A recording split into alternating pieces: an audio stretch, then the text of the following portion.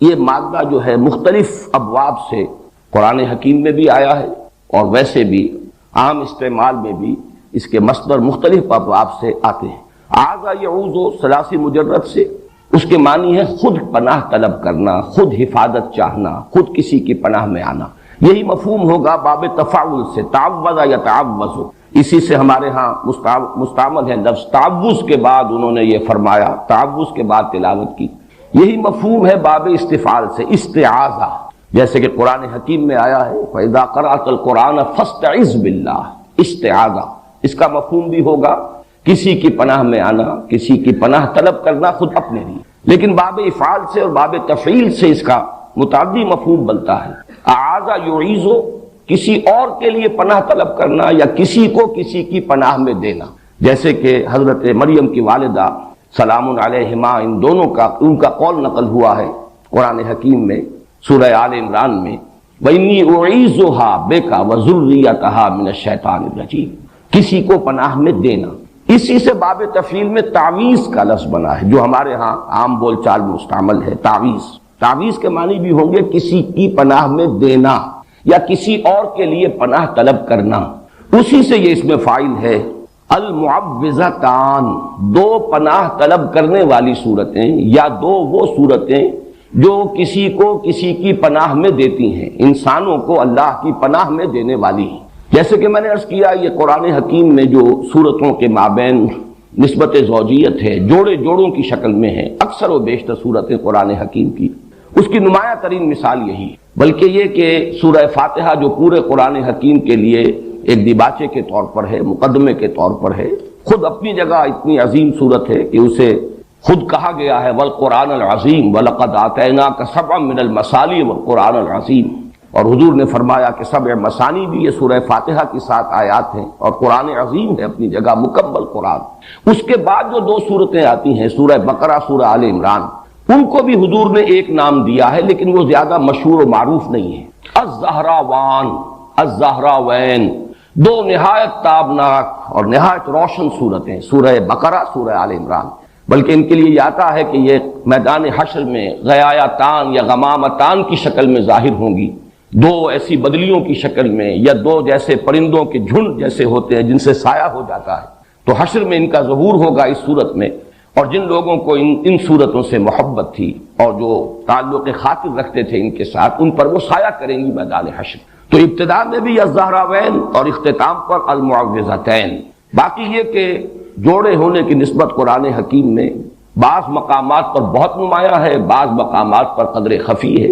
یہاں پر وہ نسبت بہت نمایاں ہے۔ ایک تو یہ کہ ایک ہی مضمون ہے، صاف نظر آ رہا ہے، تعوذ، تعویذ۔ پھر یہ کہ اس کو جو تقسیم کیا گیا ہے اس کے اعتبار سے ہمیں یہ نظر آتا ہے کہ یہ کوئی الٹپ تقسیم نہیں ہے بلکہ بڑی حکیمانہ تقسیم۔ یہ ایک مضمون کو مکمل کرنا ہے 2 حصوں میں، اور صحیح تر تمثیل ہوگی کہ یہ ایک تصویر کے 2 رخ ہیں۔ انسان پر کچھ آفات وہ ہیں جو خارج سے اس پر وارد ہوتی ہیں، اثر انداز ہوتی ہیں، ان سے پناہ طلب کرنے کی تلقین ہے سورۃ الفلق میں۔ قل اعوذ برب الفلق من شر ما خلق ومن شر غاسق اذا وقب ومن شر النفاثات في العقد ومن شر حاسد اذا حسد۔ اور ایک مصیبت وہ ہے جو خود انسان کے اپنے اندر سے ہو کر اس پر اثر انداز ہوتی ہے، وہ وسوسہ۔ ظاہر بات ہے کہ وسوسہ جو ہے وہ چاہے شیاطین انس کی طرف سے ہو یا شیاطین جن کی طرف سے ہو، وہ خود انسان کے باطن پر اثر انداز ہوتا ہے۔ نفس کے اندر جو داعیات موجود ہیں، اس کا اپنے نفس امارہ، اس کی اپنی حیوانی جبلتیں، اس کے اپنے اینیمل انسٹنکٹس، وہ ہیں کہ جو بھڑکتے ہیں، مشتعل ہوتے ہیں، اور اس سے پھر انسان کے دین اور ایمان کو، اس کی سلامتی کو خطرہ لاحق ہوتا ہے۔ تو بہترین حکیمانہ تقسیم کر دی گئی۔ خارج سے اثر انداز ہونے والے خطرات اور مضرات وہ سورۃ الفلق میں، اور انسان کے اپنے باطن میں سے ہو کر اس کے دین و ایمان پر ڈاکہ ڈالنے والی مصیبت، اس سے تعوذ سورۃ الناس میں۔ پھر ایک اس میں عکسی ترتیب بھی ہے۔ سورۃ الفلق میں آپ دیکھیں گے کہ مستعاذ بہی، جس کی پناہ طلب کی جا رہی ہے، وہ صرف ایک آیت میں آیا قل اعوذ برب الفلق، جبکہ مستعاذ من ہو اس کے لیے 4 آیتیں ہیں، اور شر کے لفظ کی گردان اب شروع ہوئی ہے من شر ما خلق ومن شر غاسق اذا وقب، ومن شر النفاثات فی العقد ومن شر حاسد اذا حسد۔ اس کے برعکس ریسیپروکل نسبت ہے، یہ عکسی ترتیب ہے۔ سورۃ الناس میں 3 آیتیں ہیں کہ جن میں مستعاذ بہی، قل اعوذ برب الناس ملک الناس الہ الناس، اور مستعاذ منہ صرف ایک ہے، اگرچہ آیات 3 ہیں لیکن شر کا لفظ ایک ہی مرتبہ آیا ہے، من شر الوسواس الخناس الذی یوسوس فی صدور الناس من الجنۃ والناس۔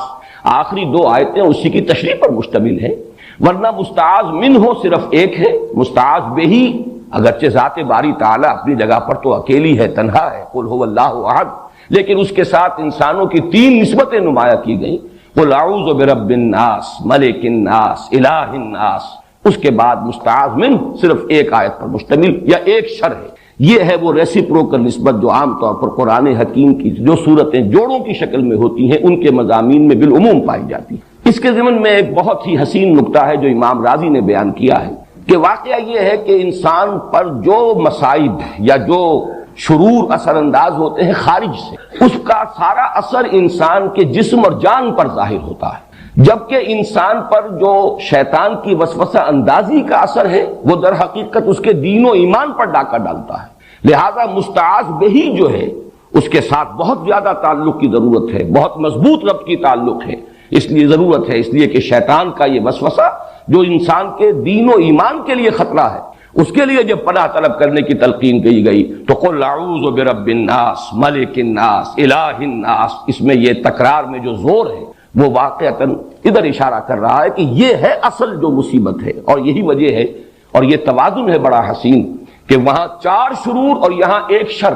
لیکن اس اعتبار سے یہ برابر ہیں کہ وہ جتنے مضرتیں ہیں وہ انسان کے جسم و جان پر کسی مصیبت یا تکلیف کی شکل میں اثر انداز ہوتی ہیں، جبکہ یہ مصیبت جو ہے اس کے دین و ایمان پر ڈاکہ ڈالنے والی ہے، جس سے کہ اس کی ابدی زندگی جو ہے حیات اخروی اسے خطرہ لاحق ہوتا ہے۔ تیسری تمہیدی بات ان صورتوں کے بارے میں زمانہ نزول سے متعلق ہے، اگرچہ سلف میں بھی رائے موجود ہے کہ یہ دونوں صورتیں مکی ہیں، اور ہمارے اس دور کے مفسرین میں سے مولانا مودودی صاحب نے بھی اس رائے کو قبول کیا ہے، لیکن اکثر مفسرین کا اس پر اجماع ہے کہ یہ صورتیں مدنی ہیں، اور اس کے ضمن میں خاص طور پر ایک صحیح حدیث صحیح مسلم میں جو موجود ہے حضرت عقبہ ابن عامر رضی اللہ تعالیٰ عنہ سے، میرے نزدیک وہ فیصلہ کن ہے، اس لیے کہ ان کا قول یہ موجود ہے کہ جس رات یہ صورتیں نازل ہوئیں، اور حضرت عقبہ ابن عامر انصاری ہیں، یہ ہجرت کے بعد ایمان لائے ہیں، بلکہ غالباً سن 7 یہ ایمان لائے ہیں، وہی سن جو حضرت ابو ہریرہ کے ایمان لانے کا سن ہے۔ تو جس رات یہ آیات صورتیں نازل ہوئی ہیں اور ایک ہی شب میں نازل ہوئی ہیں، بیک وقت نازل ہوئی، اور یہ بات بھی خاص طور پر جوڑے ہونے کے اعتبار سے قابل غور ہے، قابل توجہ ہے کہ بیک وقت نازل ہوئی لیکن جوڑے کی شکل میں نازل ہوئی، ان کو ایک جوڑے کی صورت دے کر نازل کیا گیا، حالانکہ اس پورے مضمون کو کسی ایک صورت میں بھی جمع کیا جا سکتا۔ تو صبح کے وقت حضور نے فرمایا حضرت عقبہ ابن عامر سے رضی اللہ تعالی عنہ کہ کیا تم نے دیکھا آج جو مجھ پر آیات نازل ہوئی ہیں، الفاظ یہ حضور کے الم ترى آیات انزلت اللیلۃ لم یرى مثلہن، ویسی آیات اس سے پہلے کبھی نہیں دیکھی گئیں، اور حضور کا یہ معمول بھی ہمیں ہمارے علم میں ہے کہ آپ اس سے پہلے مختلف آپ سے دعائیں منقول ہیں تعوذ کی، مختلف الفاظ میں آپ اللہ تعالیٰ کی پناہ طلب کیا کرتے تھے مختلف آفات سے، لیکن جب یہ صورتیں نازل ہو گئی تو پھر آپ نے اپنی بقیہ تمام دعاؤں کو ترک کر کے صرف انہی دونوں صورتوں کو معمول بہی بنا لیا، انہی کے ذریعے سے تعوذ، اس لیے کہ اب یہ جامع ترین کلمات ہے، لم یرى مثلہن،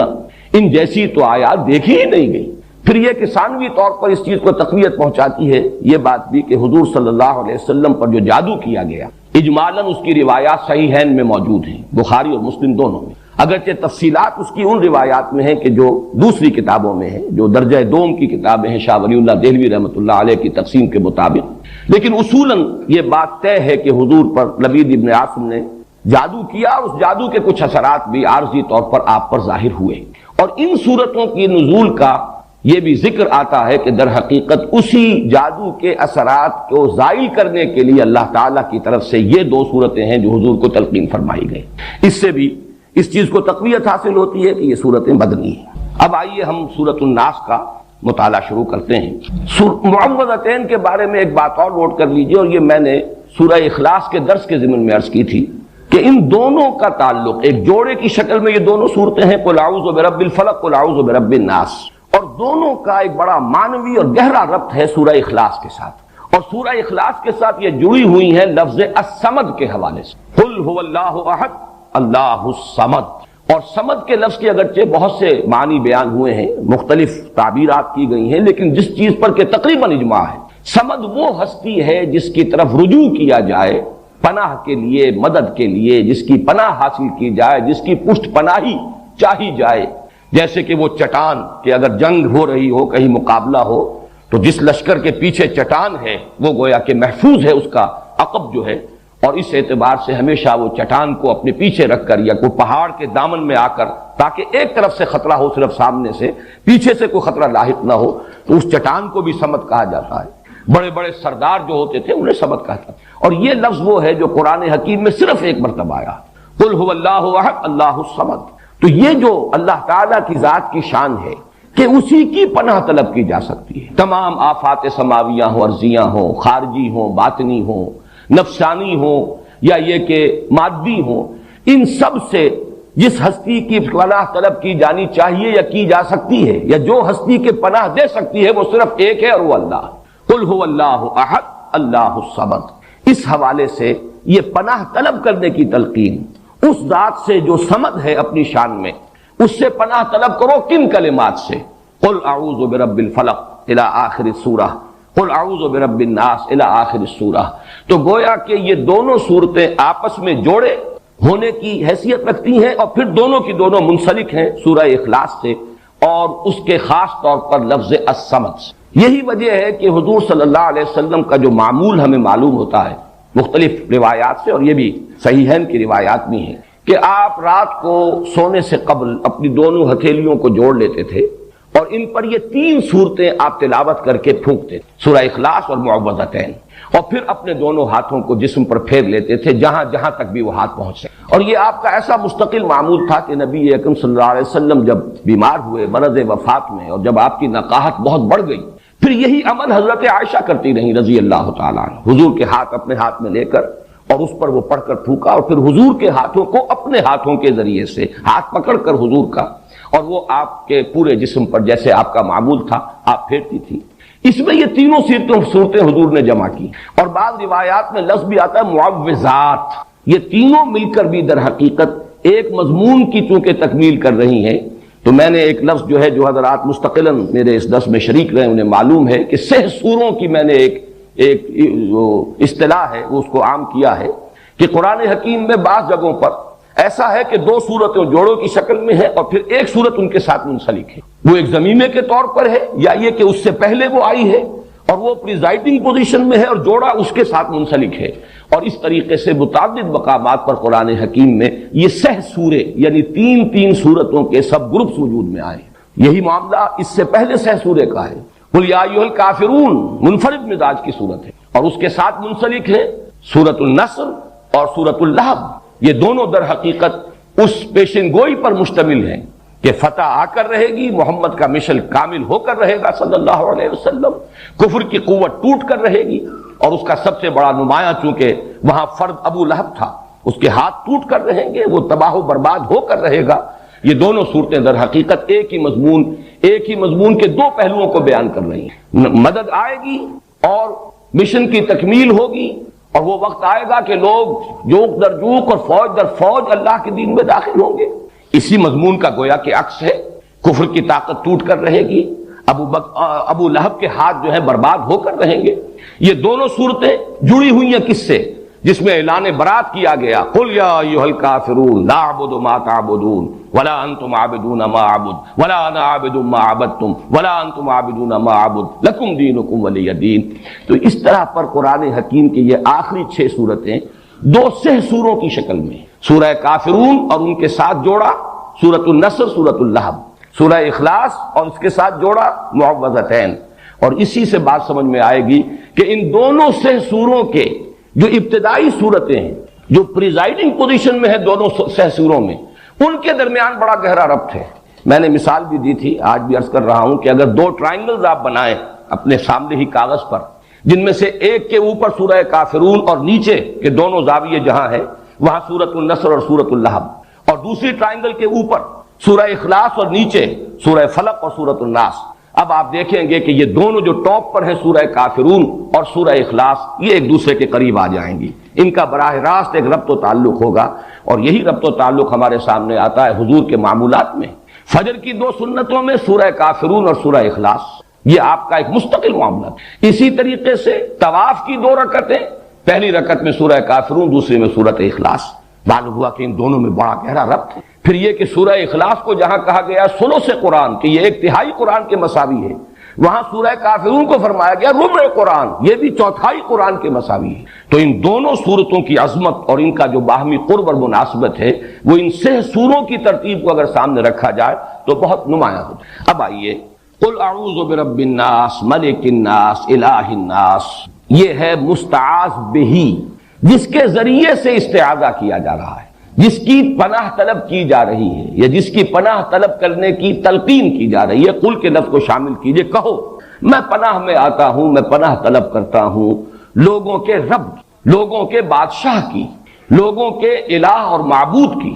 یہ جو 3 الفاظ آئے ہیں، اور ہم ان تینوں آیات پر ایک ہی وحدت کی حیثیت سے غور کریں گے، اس لیے کہ یہ مستعاذ بہی ہے، جس کی پناہ طلب کی جا رہی ہے، جس کی حفاظت چاہی جا رہی ہے۔ ان میں سب سے پہلے، جیسا کہ میں نے اپنے آخری درس میں عرض بھی کیا تھا، سورہ اخلاص کا جب ہم مطالعہ کر رہے تھے کہ اگرچہ اس سے پہلے درس کے دوران لفظ اللہ جو ہے، اللہ کا یہ نام بے شمار مرتبہ آیا ہے، لیکن شروع میں اس کی وضاحت کی تھی، اللہ کی لغوی بحث، اس کا مادہ کیا ہے، اس کے مفاہیم کیا ہیں، یا پھر میں نے سورہ اخلاص میں آ کر ان باتوں کو دہرایا ہے، اور میں نے عرض کیا تھا کہ لفظ رب کا جہاں تک تعلق ہے اس پر انشاءاللہ گفتگو ہوگی سورۃ الناس میں، حالانکہ یہ لفظ سورۃ الفلق میں بھی آ چکا ہے، قل اعوذ برب الفلق قل اعوذ برب الناس۔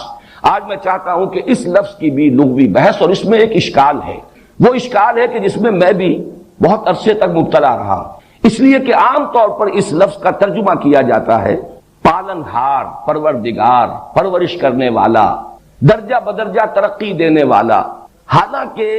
یہ لفظ جب آتا ہے قرآن مجید میں، جیسے کہ سورہ بنی اسرائیل میں آیا ہے وَقُلْ رَبِّ ارْحَمْهُمَا كَمَا رَبَّيَانِي صَغِيرًا، اب یہ ربیانی یہ تربیت سے بنا ہے، باب تفعیل ہے، تربیہ۔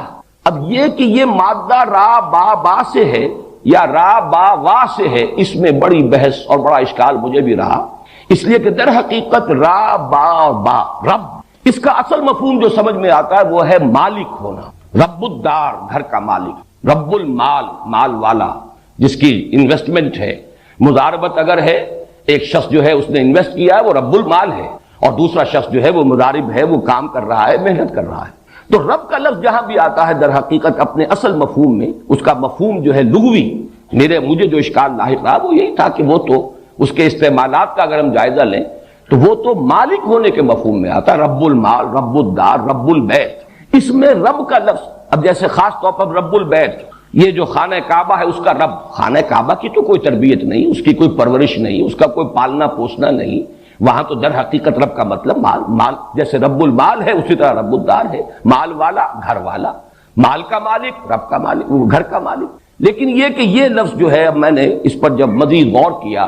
تو متعدد الفاظ ایسے ہیں کہ جس میں یہ را با با جس طریقے سے ہے، اسی طرح شین قاف قاف شق، دال سین سین 10، اس سے جب باب تفعیل میں مصدر بنتے ہیں، جیسے کہ وہاں پر شق سے جو شین قاف یا، یہ بھی مادہ ہے، شین قاف یا کا مادہ ہے جس کا مفہوم آتا ہے نامراد ہونا، شقاوت، شقی جو نامراد ہے، ناکام ہے۔ اب جب سورہ طٰہٰ میں لفظ آیا طٰہٰ ما انزلنا علیک القرآن لتشقیٰ، طٰہٰ ہم نے یہ قرآن آپ پر اس لیے تو نازل نہیں کیا، وہاں ترجمہ میں دیکھتا ہوں کہ آپ مشقت میں پڑھیں، حالانکہ مشقت کے لفظ کے لیے مادہ آنا چاہیے شین قاف قاف، وہاں شین قاف یا ہے تشقیٰ، تو یہ ایک اشکال رہا میرے ذہن میں۔ اسی طریقے سے دسا، دال سین سین، اور دسا یہ جو آیا ہے قد افلح من دساہا وقد خاب من، قد افلح من زکاہا وقد خاب من دساہا، یہاں پر بھی وہ اشکال ہے۔ تو یہ اشکال ہوا امام رازی کی جب تفسیر میں پڑھ رہا تھا سورۃ الشمس کی، تو انہوں نے بعض نحویین کا یہ قول نقل کیا کہ یہ مادے در حقیقت دال سین سین اور دال سین یا، یہ بہت ایک دوسرے کے برابر ہم معنی ہے، بلکہ ایک ہی لفظ کی بدلی ہوئی شکل ہے۔ یہی اصول اگر ہم اس کا اطلاق کریں را با با اور را با وا پر، تو اس کا مطلب یہ ہے کہ یہ دونوں الفاظ بہت قریب ہیں، ان کو علیحدہ مادے بھی کہا جا سکتا ہے اور ایک مادہ بھی قرار دیا جا سکتا ہے۔ چنانچہ میں نے جب تحقیق کی ہے تو عجیب صورت سامنے آئی کہ لغت کے ایک بہت بڑے امام اور خاص طور پر مفردات القرآن کے مصنف، اتنی عظیم کتاب لکھنے والے امام راغب اصفہانی، انہوں نے را با با کے مادے کے ساتھ اس میں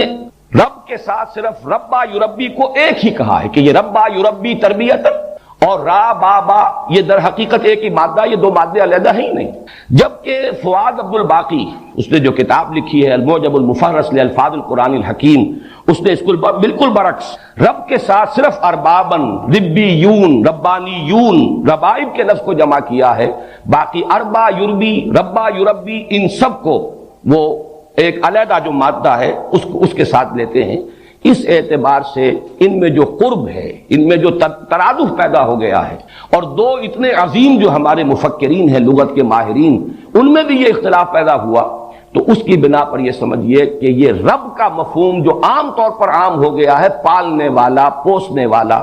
یہ اس وجہ سے ہے کہ یہ را با وا اور را با با یہ دونوں بالکل ہم معنی اور ایک دوسرے کے قریب اور مترادف یہ مادے ہیں۔ اس لیے عام طور پر ترجمہ جب بھی رب کا کیا جائے گا تو پالن ہار، پروردگار، پالنے والا، پوسنے والا، بلکہ یہ کہ امام راغب اصفہانی نے تو کہا ہی یہ ہے کہ را با با ہے ہی تربیہ، اور تربیہ کا مفہوم کیا ہے؟ کسی شے کو حالن فحالن ترقی دینا، درجہ بدرجہ ترقی دیتے ہوئے اس کے نقطہ عروج تک، اس کے نقطہ کمال تک پہنچا دینا، یہی لفظ رب کا اصل مفہوم ہے۔ اس کے بعد آئیے دوسرا لفظ ملک، اس میں بھی نوٹ کیجئے ملکیت، مالکیت، اور اس سے آگے ملکیت، بادشاہت، یہ بھی مادہ تو ایک ہی ہے۔ یہی وجہ ہے کہ سورہ فاتحہ میں مالک یوم الدین بھی ہے اور ملک یوم الدین بھی اس کی قرات موجود۔ مالک اور ملک میں کوئی فرق نہیں، اس لیے کہ ملکیت ہی پہ سارا معاملہ ہے۔ جو شے میری ملکیت ہے، اس کا مطلب یہ ہے کہ میں اس میں حق تصرف رکھتا ہوں، جو چاہوں اس کے ساتھ معاملہ کروں، اور یہی حق تصرف ایک اجتماعی سطح پر آ کر بادشاہت کا تصور جو ہے اس کو جنم دیتا ہے۔ بادشاہ جو ہے، جیسے کہ فرعون کا قول نقل ہوا قرآن حکیم میں،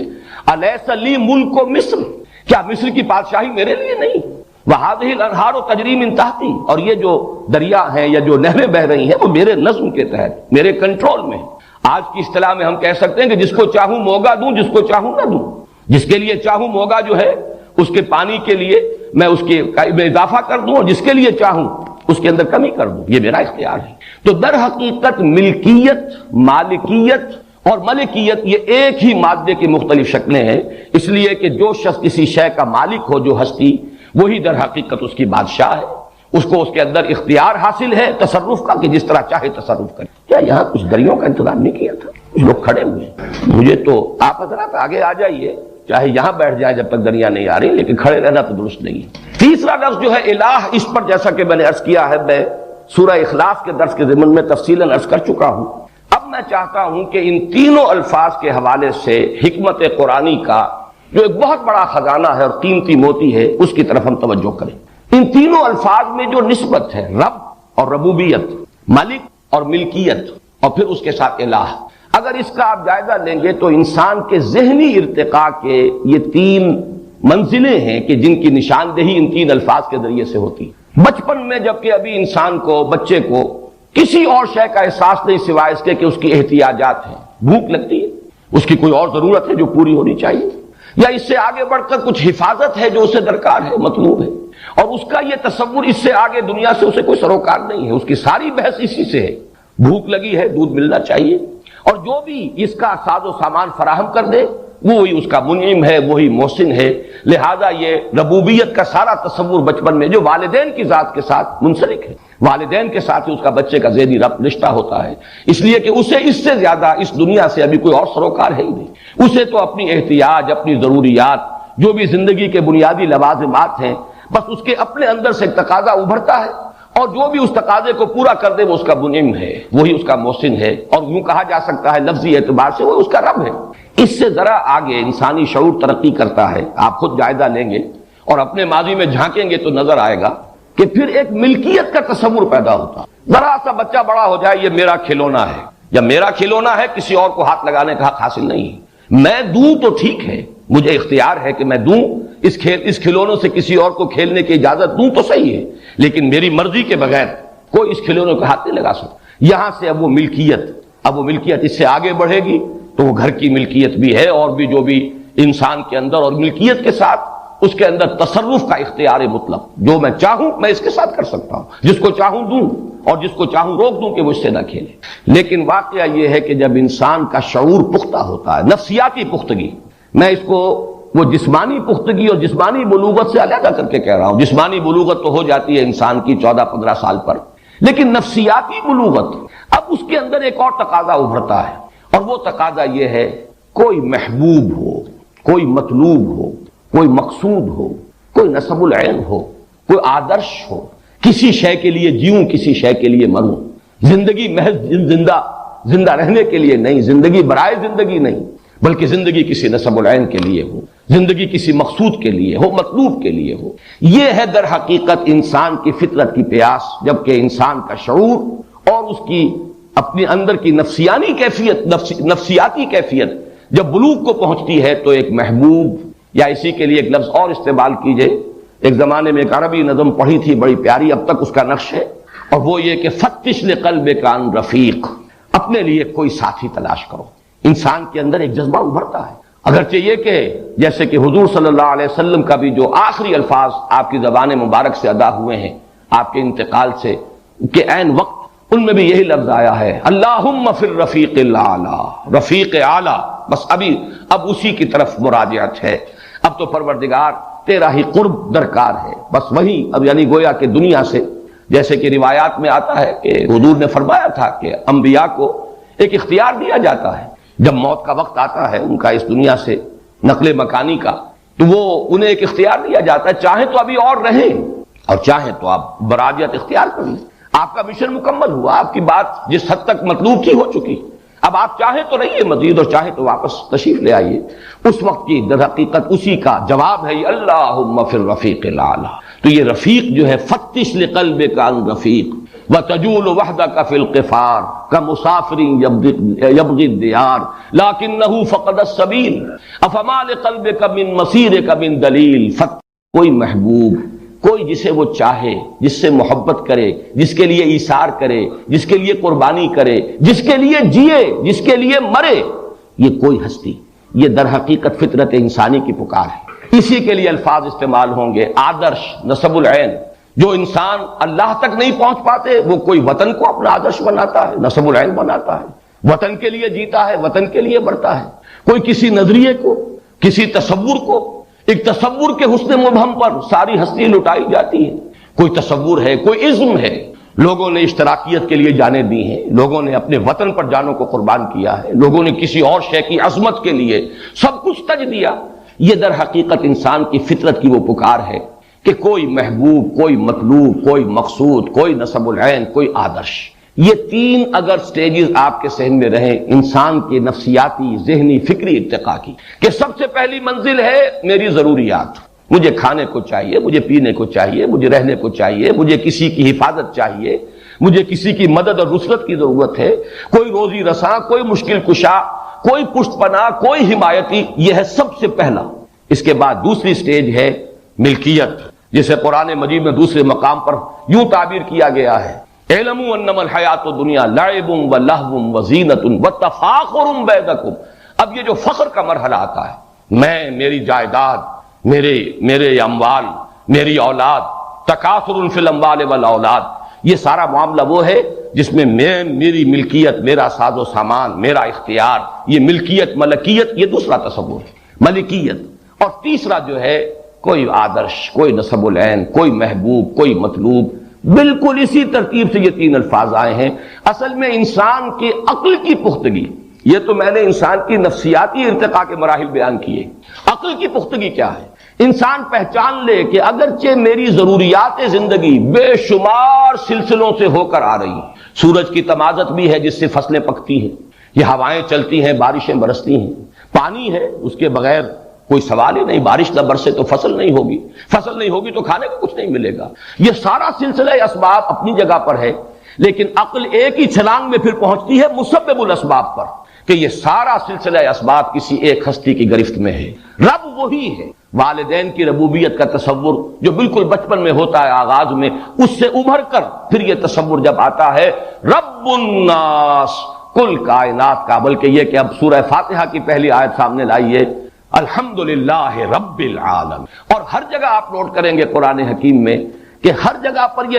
رب کا لفظ جو ہے یہ سب سے پہلے لایا گیا ہے۔ سورہ بقرہ کی جو تیسرے رکوع کی پہلی آیت ہے، یا ایھا الناس اعبدوا ربکم الذی خلقکم، اے لوگو بندگی کرو اپنے اس رب کی جس نے تمہیں پیدا کیا۔ بلکہ پہلی آیات جو نازل ہوئی، اقرا بسم ربک الذی خلق، پڑھو اپنے اس رب کے نام سے جس نے پیدا کیا۔ اس لیے کہ در حقیقت ربوبیت ہی کا تصور ذہن انسانی کے اندر سب سے پہلے آنے والا تصور ہے، بالکل عہد طفولیت میں اپنی احتیاج کا تصور، اپنی ضرورتوں کا تصور۔ لیکن یہ کہ عقل جو ہے اس تمام سلسلہ اسباب کو تو سائنس نے کھنگالا ہے۔ ہمیں معلوم ہے کہ کس طریقے سے سورج کی تبادر سے بخارات جاتے ہیں اور وہ بارش بنتے ہیں، پھر وہ زمین پر آتے ہیں، ہوائیں چلتی ہیں، کہاں سے کہاں بادلوں کو لے جاتی ہیں، پھر یہ کہ فصلیں جب ابھرتی ہیں تو پکتی ہیں سورج کی تبادر سے، یہ سب کچھ معلوم۔ لیکن جسے اس سے اگلی بات بھی معلوم ہو گئی کہ یہ پورا سلسلہ اسباب اللہ تعالیٰ کے قبضہ قدرت میں ہے، وہ گویا کہ اس نتیجے پر پہنچا کہ رب الناس اور رب العالمین وہی ہے اللہ، الحمدللہ رب العالمین۔ اسی طرح یہ میری میز اور یہ میری کرسی اور یہ میرا کھلونا اور یہ میرا مکان اور میرا سامان اور میرا ملک، میرا قبیلہ، میری قوم، میرا اختیار، میری حکومت، الیس لی ملک مصر، یہ سب کچھ ہے۔ لیکن یہ کہ انسان کے عقل کی رسائی جو ہے اگر ہو جائے حقیقت تک تو ملک الناس، بادشاہ حقیقی اللہ، یہ جس کے پاس بھی کوئی اختیار ہے وہ صرف ظاہری ہے، یا تو ہم کہیں گے ظاہری ہے۔ جب ہم کہتے ہیں لا حول ولا قوت الا باللہ، بظاہر مجھے محسوس ہو رہا ہے کہ یہ مجھے نقصان پہنچا سکتا ہے، یہ اس وقت گن لے کر میرے سامنے کھڑا ہے، نشانہ بھی لے لیا ہے، میری جان گویا کہ اس کے قبضہ قدرت میں آ گئی ہے، ذرا سی انگلی کی حرکت جو ہے اس سے میری جان یہ لے لے گا۔ یہ سب کچھ دیکھ کر بھی انسان جب کہتا لا حول ولا قوت الا باللہ، لا مؤثر فی الحقیقت الا اللہ، لا فاعل فی الحقیقت الا اللہ، تو معلوم ہوا کہ اختیار مطلق تو اللہ کا ہے۔ تمام اسباب مادی جمع ہو جائیں تب بھی اختیار ان اسباب میں اس کا نہیں ہے کہ نتیجہ ضرور نکال دیں، الا باذن اللہ، مگر اللہ کا اگر اذن ہو تو نتیجہ نکلے گا، اللہ کا اذن نہیں ہے تو نتیجہ نہیں نکلے گا۔ اس لیے کہ بادشاہ حقیقی صرف اللہ، مختار حقیقی صرف اللہ ہے، مختار مطلق صرف اللہ ہے۔ اسی تصور سے در حقیقت وہ جو ہمارے ہاں الحمدللہ کہ آج کل تو بہت سے لوگ یہاں ایسے پیدا ہو گئے ہیں جو قرارداد مقاصد کو ہوکس قرار دے رہے ہیں۔ الطاف گوہر صاحب کا جو مضمون شائع ہو رہا ہے مسلم میں اب سلسلے وار، اس کی پہلی قسم میں انہوں نے قرارداد مقاصد کو ایک ہوکس قرار دیا، ایک فراڈ قرار دیا۔ لیکن واقعہ یہ ہے کہ وہ تو میں سمجھتا ہوں کہ اس صدی کے بڑے عظیم واقعات میں سے ایک واقعہ ہے کہ اس 20ویں صدی کے نصف کے قریب ایک پوری قوم 10 کروڑ کے اس وقت بھی ہم تھے، پاکستان 2 حصوں پر مشتمل تھا، اس وقت بھی ہماری آبادی 10 کروڑ سے متجاوز تھی، اگرچہ آج اتنے عرصے کے بعد صرف یہ نصف حصہ جو ہے بلکہ نصف کم تر حصہ بھی 10 کروڑ سے آگے بڑھ گیا، لیکن اس وقت بھی پورا پاکستان 10 کروڑ سے زائد آبادی پر مشتمل تھا۔ اتنی بڑی ایک قوم نے اس بات کا اقرار کیا کہ بادشاہ حقیقی اللہ ہے، حاکمیت صرف اس، ملک شہنشاہ الملک القدوس صرف اللہ ہے، اور جو بھی اختیار ہمارے پاس ہے وہ ڈیلیگیٹڈ ہے، وہ اس کا عطا کردہ ہے، ہمارا ذاتی نہیں ہے، اور ہم اس اختیار کو استعمال کرنے کے مجاز ہیں صرف اسی کی طے کردہ حدود کے اندر۔ کسی قوم کی کانسٹیٹیوشنل اسمبلی جو اس کی گویا کہ یوں سمجھیے کہ اجتماعی زبان ہے، اس زبان سے ان الفاظ کا نکلنا یہ وہی ہے کلمہ لا الہ الا اللہ، اور وہی ہے در حقیقت یہ دوسرا تصور کہ جو یہاں دیا گیا وہ رب الناس بھی ہے اور ملک الناس بھی ہے، بادشاہ بھی۔ اسی لفظ کے حوالے سے ہمارے دین کا وہ تصور مستحکم ہوتا ہے کہ یہ مذہب نہیں دین ہے، اس میں علیحدہ نہیں ہے معاملہ حکومت کا اور سیاست کا اور نظام کا، یہ صرف عبادات اور پوجا پاٹ کا اور صرف چند رسومات کا مجموعہ نہیں ہے کہ عقائد اور رسومات ہوں، بلکہ یہ کہ اس کا ایک سیاسی نظام ہے، اسی سیاسی نظام کے لیے عنوان خلافت ہے، انسان کے لیے خلافت ہے، حاکمیت نہیں ہے، انسان کے لیے امانت ہے، ملکیت نہیں ہے۔ اور میں نے ان دونوں الفاظ کو جوڑ دیا تھا لغوی بحث میں، ملکیت اور ملکیت، حاکمیت اور ملکیت یہ دونوں لازم و ملزوم ہے، مادہ ایک ہی ہے، مالک یوم الدین بھی ہے، ملک یوم الدین بھی ہے۔ تو در حقیقت اللہ تعالیٰ ہی مالک حقیقی ہے، اللہ تعالیٰ ہی حاکم حقیقی ہے، ملک الناس وہ لوگوں کا بادشاہ ہے، مالک حقیقی بھی ملک حقیقی بھی، یعنی انسانوں کے لیے حاکمیت نہیں خلافت ہے، انسانوں کے لیے ملکیت نہیں امانت ہے۔ این امانت چند روزہ دس دماست، در حقیقت مالک ہر شے خداست۔ یہ دوسری بات ہے کہ ہم ملکیت کے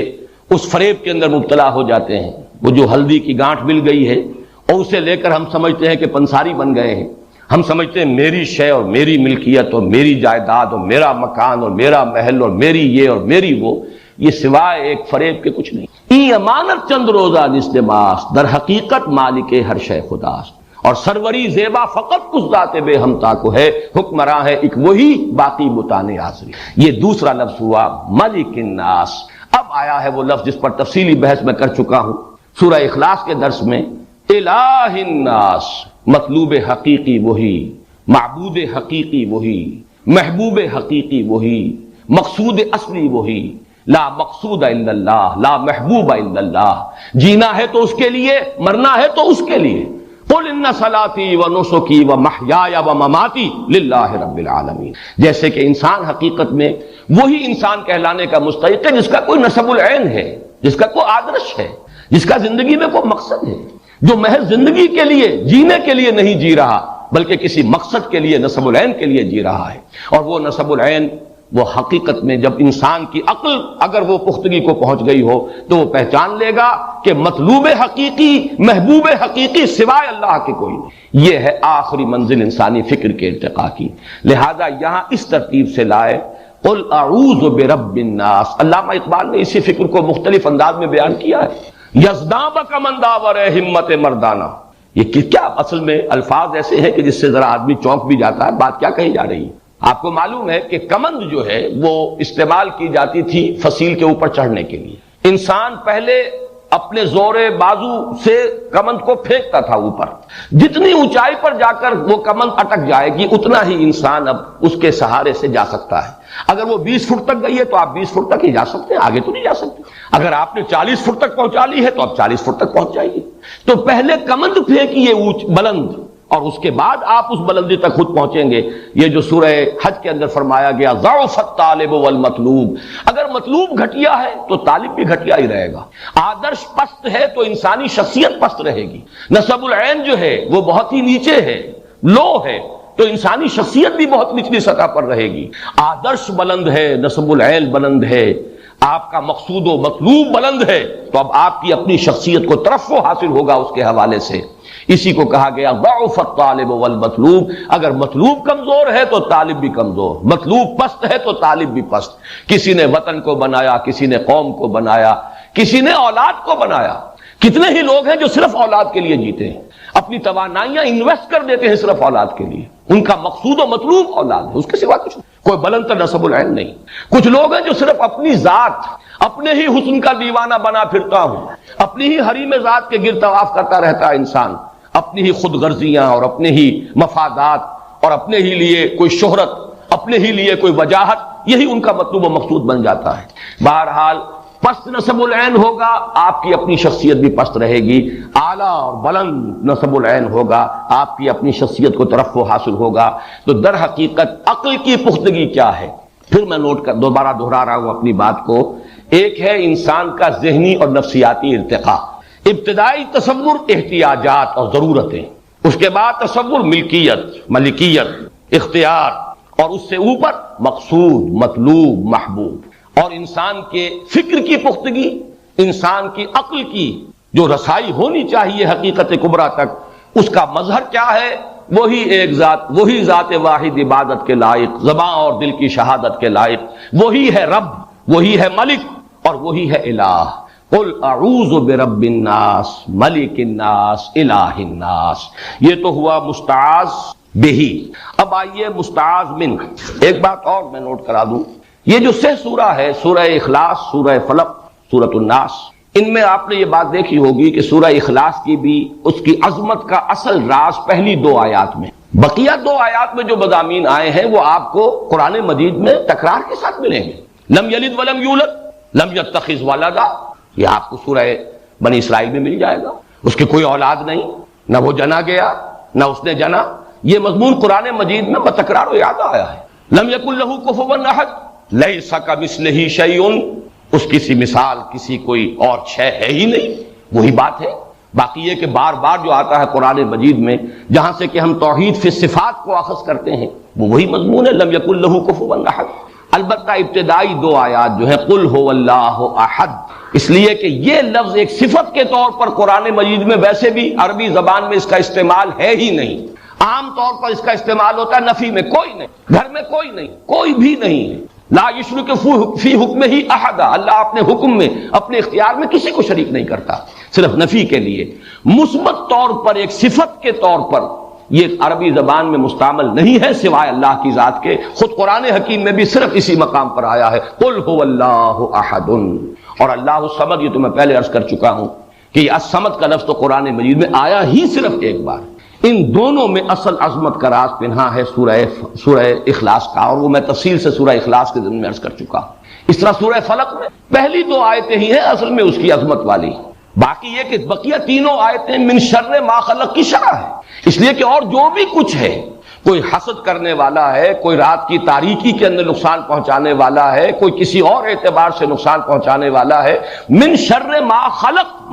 پوری ہو چکی ہے، بقیہ تینوں آیات کے اندر اس کی شرح ہے۔ من شر النفاثات و من شر غاسق و من شر حاسد، اصل میں تو قل اعوذ برب الفلق، اور اس لفظ فلق کے حوالے سے پچھلی مرتبہ میں عرض کر چکا ہوں کہ آج تک سائنس جہاں پہنچی ہے، دی بگ بینگ، یہ فلق کے لفظ کے اندر وہ پورا تصور موجود ہے، پھٹنا، ایک دھماکہ ہوا۔ اب تک تو یہ تصور رہا ہے، نیوٹونین جو فزکس تھی اس کا تو تصور یہ تھا کہ یہ کائنات شاید ہمیشہ سے چلی آ رہی ہے اور ہمیشہ چلتی جائے گی، لیکن یہ کہ آج تقریباً اجماع ہے، موسٹ ریسنٹ جو اس وقت موقف ہے وہ تو یہ ہے کہ نہیں، ایک وقت میں شروع ہوئی ہے، یہ ایک دھماکے کی صورت میں شروع ہوئی ہے۔ وہ دھماکہ کا جو لفظ ہے دی بگ بینگ، واقعہ یہ ہے کہ فلق کا مطلب یہ پھٹنا، کسی شے کا پھٹنا، ایکسپلوژن،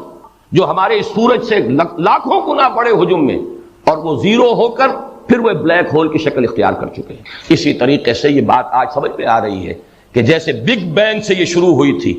زیرو ماس لیکن انرجی بے پناہ، اسی طریقے سے یہ بساط لپیٹی بھی جا سکتی ہے۔ اور قرآن مجید کے الفاظ اس قدر خوبصورت ہیں، یوم نطوی السماء کطی السجل للکتب، جس دن کہ ہم اس آسمانوں کو اس طریقے سے لپیٹ لیں گے جیسے کہ تم کتابوں کے وہ جو سکرولز ہوتے تھے کسی زمانے میں تومار، انہیں لپیٹ لیا جاتا تھا۔ چنانچہ یہی تصور ہے کہ یہ جو ایکسپینشن ہو رہی ہے ایک اسپائرل کی فارم میں ہے، جیسے کہ بڑھتا جا رہا ہے دائرہ، پھر جب واپسی ہوگی یہی اسپائرل جو ہے موومنٹ ریورس ڈائریکشن میں ہوگی، اور جہاں ایک زیرو سے شروع ہوئی تھی بات اسی زیرو تک ہی پہنچ سکے۔ یوم نطوی السماء کطی السجل للکتب۔ بہرحال سورہ فلق کی بھی ابتدائی دو آیات اہم ترین ہیں، پھر ما خلق کی شرح ہے، من شر غاسق اذا وقب ومن شر النفاثات فی العقد ومن شر حاسد اذا حسد۔ اسی طرح نوٹ کر لیجئے سورۃ الناس کے اندر بھی جو اصل حکمت پنہا ہے وہ انہی تین آیات میں ہے، قل اعوذ برب الناس ملک الناس الہ الناس۔ خوبصورتی دیکھیے، ان دونوں صورتوں میں لفظ اللہ نہیں آیا، لفظ اللہ سورہ اخلاص میں آ چکا، قل هو اللہ احد، اور سورہ اخلاص کے ساتھ یہ دونوں صورتیں معوذتین جو ہیں یہ جڑی ہوئی، یہاں لفظ اللہ نہیں ہے، یہاں اللہ تعالیٰ کی تین نسبتیں، اور اس میں انسان کا ذہنی اور فکری ارتقاء، اس کی نفسیاتی پختگی، اور پھر عقل کی ایک